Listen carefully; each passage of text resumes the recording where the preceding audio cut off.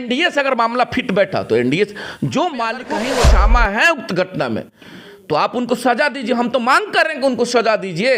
कौन बोलेगा अपने नेता के लिए कोई 10% निश्चित तौर पर लोकसभा से चुनाव लड़ेंगी और यहां से चुनाव लोगों के प्यार से जीत। विकास की गति को शहाबुद्दीन साहब ने जिस प्रकार से पूरे देश में निर्णय लेने की क्षमता, उनका प्रशासनिक पकड़, प्रशासनिक व्यवस्थाओं, प्रशासनिक पदाधिकारियों के साथ सामंजस्य, हम तो सिपाही हैं साहब के हैं, तो शहाबुद्दीन के सिपाही होने के नाते, सेवक होने के नाते, भला हो बुरा हो जैसा हो, हम अपने नेता के लिए। और आपका एक परिचय सिवान के लिए और पूरे बिहार के लिए, एक मुखिया संघ के जिला अध्यक्ष होने के नाते और चर्चित मुखिया, इस ऑफिस ने आपको इतना बड़ा कद कर दिया कि शायद कोई मंत्री भी इतना चर्चा में न हो बिहार में। तो सिवान की सियासत के लेकर के आपका क्या राय है? नहीं, हम लोग तो सिवान के सियासत में हम तो पूर्व में ही कहते हैं बेहतर काम कर उसको ताकत दीजिए। तो पहला मेरा जरूर निवेदन होगा इस सिवान के सभी नौजवान किसान, हमारी माँ और बहन से, आप अपने जुबान के लिए, अपने बेहतर सिवान के लिए, अपने आवाज़ के लिए, अपने हक के लिए, अपने अधिकार के लिए जो बेहतर काम करे, पहला तो ये मापदंड होना चाहिए। जो स्केल है, जो मापदंड का तरीका पहला ये होना चाहिए कि कौन बेहतर है। दैट मीन्स उसके बाद का सेकेंडरी स्टेप ये देखना है कि पार्टी हम किसको वोट करेंगे। राष्ट्रीय जनता दल को करेंगे, बीजेपी को करेंगे, बीजेपी से जो है संबंधित रखने वाले साथी को करेंगे कि इंडिपेंडेंट करेंगे।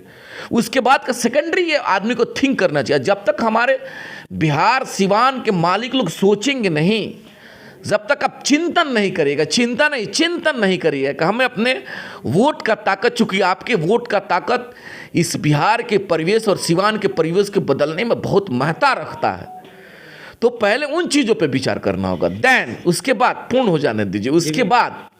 उसके बाद हमको देखना है कि हम किस दल को समर्थन करें। हमारी जहाँ तक आपका सवाल स्टार्टिंग में था, सवाल का जवाब नहीं दे पाए थे। आपका था कि आप क्या सोचते हैं, आपका क्या मतलब थीम है, आप कहाँ, तो हम तो सिपाही हैं ना साहब के हैं। तो शहाबुद्दीन के सिपाही होने के नाते, सेवक होने के नाते, भला हो बुरा हो जैसा हो, हम अपने नेता के लिए हर वक्त आवाम के बीच में निवेदन कर रहे हैं, आग्रह कर रहे हैं कि आपका प्यार मिले, आपका ताकत मिले। अब ये हो गया उनके सिपाही होने के नाते वकालत। दूसरा एक, इस पर भी एक दूसरा पहलू है। एक तो पहलू हो गया कि हम तो उनके सिपाही हैं, तो आपसे निवेदन कर रहे हैं। दूसरा पहलू है कि आप उन चीज़ों को जरा निगोशिएट कर लीजिए, पूर्व के व्यवस्थाओं को एक बार नज़र से देख लीजिए कि सिवान के विकास के गति को शहाबुद्दीन साहब ने जिस प्रकार से पूरे देश में स्थापित किया था, एक अलग नज़ीर रहा है सिवान के विकास का कड़ी, उनके निर्णय लेने की क्षमता, उनका प्रशासनिक पकड़, प्रशासनिक व्यवस्थाओं, प्रशासनिक पदाधिकारियों के साथ सामंजस्य, तो उन चीज़ों को लोकप्रिय नेत्री हैना साहब, और विगत 15-10 साल से, 10-12-13 साल से हैना साहब आवाम के बीच में एक महिला होकर के, एक चुनाव हारने के बाद आदमी गायब हो जाता। हम चुनाव मुखिया हैं, हारेंगे, उसके बाद हमारा ठिकाना दूसरा हो जाएगा। विधायक लोग हारता है, ठिकाना दूसरा हो जाता है। लेकिन वह महिला 15 साल, लगभग 15 साल से चुनाव लूज करने के बाद भी सिवान के मालिकों के बीच में दिन और रात, उनके सुख में, उनके दुख में, मरने में, जीने में, शादी में, विवाह में, जो महिला अनवरत रही हैं और विषम स्थिति परिस्थिति के दौर से गुजरने के बाद भी, तो हम मालिकों से निवेदन करेंगे कि आप एक तरफ हमारी आवाज़ अगर आप सुन पा रहे हैं, तो अगर हम वकालत किए सिपाही होने के नाते तो ज़रूर निवेदन करेंगे कि दूसरे पक्ष के भी मुद्दाओं पे आप एक बार चिंतन करिए। अगर मेरे बातों में कहीं दम है, या आपको अगर दिखता है सिवान के मालिक होने के नाते, तो हम निवेदन करेंगे कि उस आधार पर निर्णय लेने की जरूरत है। जब इस आधार पर सिवान के मालिक निर्णय लेंगे, तो निश्चित मेरा सिवान एक बेहतर सिवान बनेगा। इसलिए बनेगा कि यह सिवान देश रत्न डॉक्टर राजेंद्र प्रसाद का सिवान है, मौलाना मजरुल हक साहब का सिवान है। तो मेरा सिवान विश्व के और देश के पटल पर अग्रणी जाए, हम तो ऐसा ही चाहते हैं। ऐसा ही चाहिए। कई लोग कह रहे हैं कि ओसामा साहब जब से जेल गए हैं अपने पिता के नक्शे कदम पे चल रहे, तो इस पे लेकर के आप क्या कहिएगा? निश्चित अगर ऐसा कोई कह रहे हैं तो अभिनंदन है, सही बात कह रहे हैं। लेकिन उनके पिता का नक्शा क्या है, उन चीजों पे भी तो चर्चा हो जाए। कौन सा नक्शा है उनके पिता का? अपराध वाला नक्शा दिख रहा है पिता का, यही तो नक्शा है जो उन्होंने अपने कार्यकाल में जिस प्रकार से सिवान को जिस प्रकार से विकास का गति दिया था, उन चीजों पे भी चर्चा करवा लीजिए ना। कभी अपराध के या उन पे क्राइम का जो भी एलिगेशन लगा, क्या अपने धर्म पत्नी के लड़ाई में उन पे एफआईआर हुआ? क्या जो उन्होंने आंदोलन और संघर्ष, जो लड़ाई लड़ते थे, जो निर्णय लेते थे, वो निर्णय अपने परिवार के लिए हुआ? नहीं हुआ। वह जिन्होंने शहाबुद्दीन जो आंदोलन किए, जो लड़ाई लड़े, जो संघर्ष किए, या जितना भी उनके ऊपर एलिगेशन लगा, जो भी मुकदमा हुआ, अपने पत्नी के लिए हुआ, अपने बेटा के लिए हुआ, अपने परिवार के लिए हुआ? नहीं हुआ। वह तो सिवान के मालिकों के लिए निर्णय लेते थे, सिवान के मालिकों के लिए लड़ते थे। सिवान में अगर कहीं कुछ गलत होता था उसके विरोध में जाते थे। यही उनका लड़ाई, यही उनका संघर्ष, यही उनका समर्पण सिवान को देश के सांसद में उस पटल पे नंबर 1 में लेकर के गया था। यही तो चेहरा है। आप इन चीज़ों पे भी तो चर्चा करवा लीजिए। जब ऐसे चीज़ों पे चर्चा करवाइएगा तो निश्चित ओसामा भी जब बाहर आएंगे तो सिवान के विकास में उनका यह ताकत होगा और सिवान से ताकत के रूप में स्थापित होंगे। शहाबुद्दीन साहब के मरते ही ओसामा को कई राज्यों की पुलिस कहा जाए तो कोई खराब नहीं होगा। 2 जिले के, बिहार के 2 जिलों की पुलिस खींचतान कर रही है। इस पे आपका क्या बयान है? ये चीज़ों पे हमने पूर्व में ही कहा था कि ये एक प्रोपगंडा है, ये एक राजनीतिक रंजिश है। अब आप ही जरा बताएं, पूरा मालिक लोग सुनते रहते हैं। ओसामा मोतिहारी के घटना में कहाँ थे? दिल्ली में थे। साक्ष्य के आधार पे उन्होंने साक्ष्य प्रस्तुत भी किया। हुसैनगंज कांड में भी ओसामा आउट ऑफ स्टेट थे, यहाँ से बाहर थे। पुलिस या कानून में साक्ष्य का बहुत अहम महत्ता है। कोर्ट भी साक्ष्य के आधार पे ही सभी निर्णय को जनता के हक और हित में देती है। मैं कहना चाहता हूँ, साक्ष्य के आधार पे अगर कहीं ओसामा है उक्त घटना में तो आप उनको सजा दीजिए। हम तो मांग कर रहे हैं कि उनको सजा दीजिए। कौन बोलेगा? अपने नेता के लिए कोई बोलेगा, अपने बेटा के लिए कोई बोलेगा, अपने भाई के लिए कोई बोलेगा, लेकिन उस परिवार के सिपाही होने के नाते मजबूती के साथ, और कहने में कहीं शिकन नहीं है, और ऐसा नहीं है कि हम अपनी बात अगर आपके समक्ष रखते हैं तो हैना साहब का कहीं डायरेक्शन प्राप्त है हमको। हम अपनी बात सिपाही होने के नाते हमको ऐसा प्रतीत होता है कि यह बात सही है तो आपके माध्यम से जनता के बीच तक रखने का प्रयास करते हैं। अगर ओसामा उस घटना में है, साक्ष्य के आधार पे कहीं आप पा रहे हैं तो उन पे कार्रवाई हो। अगर नहीं है तो ये प्रशासन का प्राइमरी स्टेज है, जिसमें प्रशासन को डायरेक्शन देना सरकार का ताकत है। सरकार के ही ताकत पे प्रशासन मूव करती है। सभी जिला का पुलिस, सभी जिला का कानून व्यवस्था सरकार की ही ताकत पे मूव करती है। तो जब मुकदमा हुआ, मुकदमा होना सिंपल बात है। मुकदमा माननीय प्रधानमंत्री पर भी हो सकता है, माननीय मुख्यमंत्री पर भी हो सकता है। मुकदमा के बाद का मामला विवेचना आ जाता है, अनुसंधान आ जाता है। अनुसंधान तय करता है कि उक्त घटना में माननीय मुख्यमंत्री हैं कि नहीं है, माननीय प्रधानमंत्री हैं कि नहीं है। अगर माननीय प्रधानमंत्री और माननीय मुख्यमंत्री उक्त घटना में नहीं है, संलिप्त उनको नहीं पाया गया, तो उनको वहीं से बरी किया जाता है। ये संविधान का ताकत है, संविधान का ऐसी खूबसूरती है। तो यह न्याय क्यों नहीं हुआ प्रशासन के स्तर से? पहला मांग तो यही खड़ा हो जाता है कि प्रशासन के स्तर से यह न्याय मिलना चाहिए। उक्त घटना में संलिप्त नहीं थे तो उनको वहीं बरी किया जाता। अब अगर आपने यह भी नहीं किया और घसीट करके लाए, ठीक है, आप तो कम से कम अपने डायरी से यह चीज़ों को स्पष्ट करिए और माननीय न्यायालय में सुपुर्द करवाइए कि उक्त घटना में ओसामा नहीं थे, उनको बेल मिल जाएगा। हम तो ऐसा चाहते हैं। हम तो चाहते भी हैं कि कानून को मानने वाले लोग और कानून के प्रक्रिया से ही हमको न्याय मिले। हम कहाँ जेल तोड़ने की बात करते हैं, हम कहाँ कानून तोड़ने की बात करते हैं। उनके लाखों लाख फॉलोअर्स हैं। शहाबुद्दीन साहब के मरने के बाद शुभचिंतकों की इतनी भीड़ इकट्ठा हो गई उस परिवार को संवेदना देने के लिए कि अब वो कहाँ गए?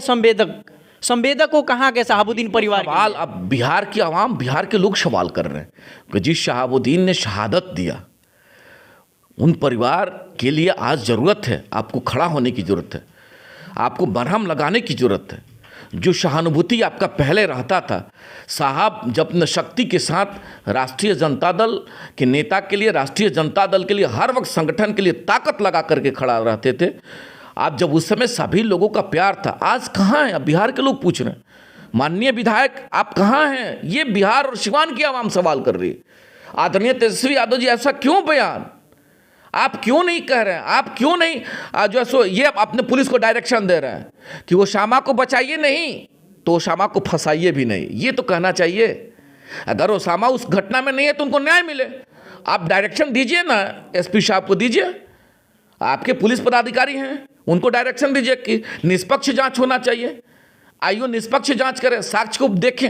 अब साक्ष्य भी नहीं है, उनके वहाँ रहने का, और लपेटते जा रहे हैं, घसीटते जा रहे हैं, पेन से बांधते जा रहे हैं। तो इस वजह से यह तय करता है कि क्या आपकी संलिप्तता तो नहीं, क्या आप ऐसा तो नहीं चाहते हैं ना कि उनके बढ़ते हुए कद को दबा दिया जाए, क्या आप ऐसा तो नहीं चाहते हैं ना उनके बिहार में जो संख्या, जो ताकत बढ़ रही है, उनकी ताकत को कुचलने का कार्य किया जाए। तो ये सवाल खड़ा कर जाता है। इस घटना से हिना साहब जो है आरजेडी से क्या खटास और बढ़ता जाएगा इन घटनाओं से? आरजेडी और हिना साहब का भी मामला ये है कि वो एक बहुत मतलब सहनशील महिला, विषम स्थिति परिस्थिति के दौर से गुजरने के बाद भी कभी एक बयान बता दीजिए आदरणीय मुख्यमंत्री के खिलाफ, एक बयान बता दीजिए आदरणीय तेजस्वी यादव के खिलाफ, एक बयान बता दीजिए, या विपक्ष के भी किसी पॉलिटिकल जैसे लीडर के खिलाफ कभी बता दीजिए।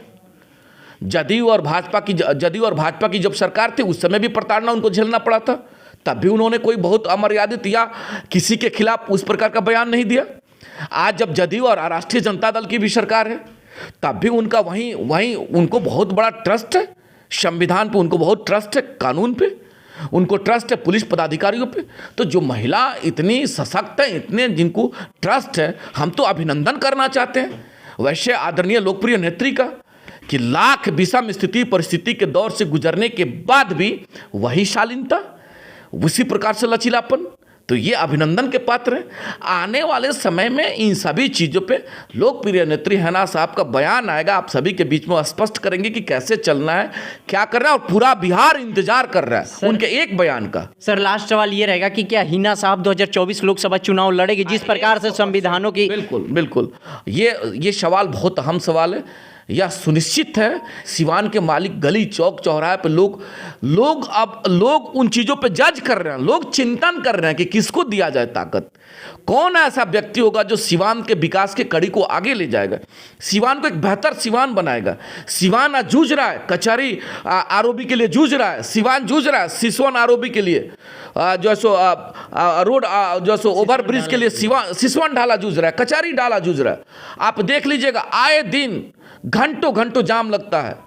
ये सिवान इंतजार कर रहा है, पैसा रहने के बाद भी बार बार सरकार के पास से पैसा आता है, पैसा रिटर्न जाता है, काम नहीं होता। यही तो ताकत था शहाबुद्दीन साहब में कि प्रशासनिक पदाधिकारियों के साथ ट्यूनिंग कैसे किया जाए, प्रशासनिक पदाधिकारियों के साथ सामंजस्य कैसे स्थापित किया जाए।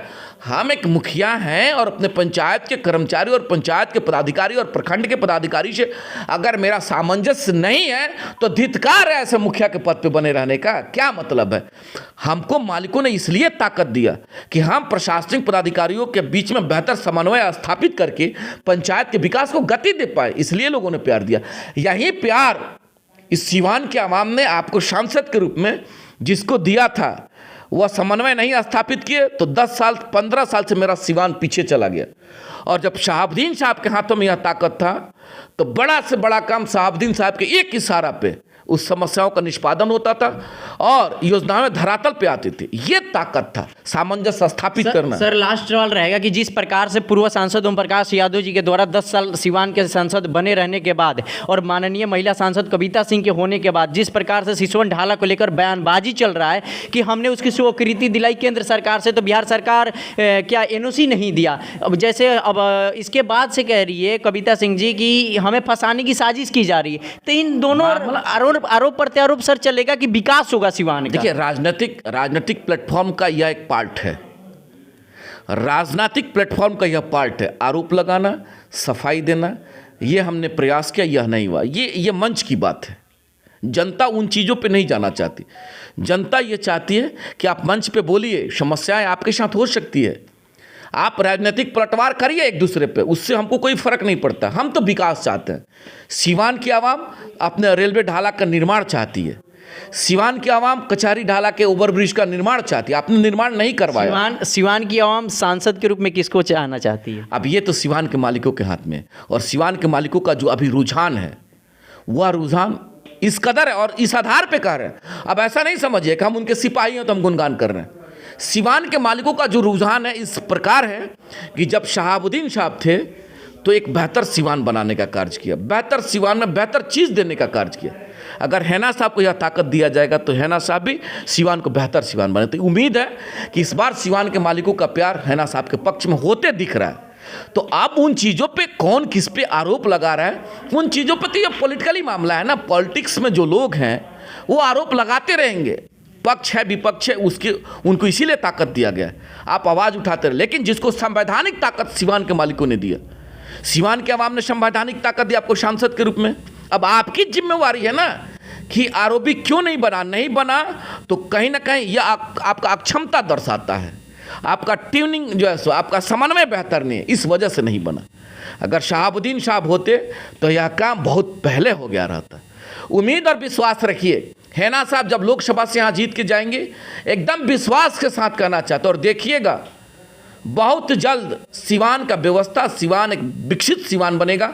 और जितना अड़चन वाला काम है पहले उसका निष्पादन लोकसभा की जो है सो जब जीत के जाएंगे तो हैना साहब उसका निष्पादन प्रथम दृष्टया करने का कार्य करेंगे।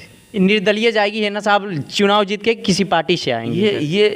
ये उनके स्तर का मामला है, लोकप्रिय नेत्री हैं। कई लोग कह रहे हैं कि जिस प्रकार से राष्ट्रीय जनता दल से खटास चल रहा है शहाबुद्दीन परिवार और लालू परिवार से, तो कहीं ना कहीं किसी अदर पार्टी से भी हिना साहब आ सकती है या फिर निर्दलीय आएगी? बिल्कुल देखिए, राजनीति और समय का तकाजा, गुणा गणित का ये चीज़ होता है। समय वैसा गुणा गणित का जो फिट बैठेगा सिवान के मालिकों के हक में, जो फिट बैठेगा, उम्मीद है कि हैना साहब वहीं निर्णय लेंगे। जो फिट बैठेगा, इंडिपेंडेंट अगर फिट बैठेगा, वह वक्त अगर कहा कि इंडिपेंडेंट लड़ना, तो मालिकों से जरूर हम बताना चाहते हैं कि हैना साहब इंडिपेंडेंट लड़ेंगे।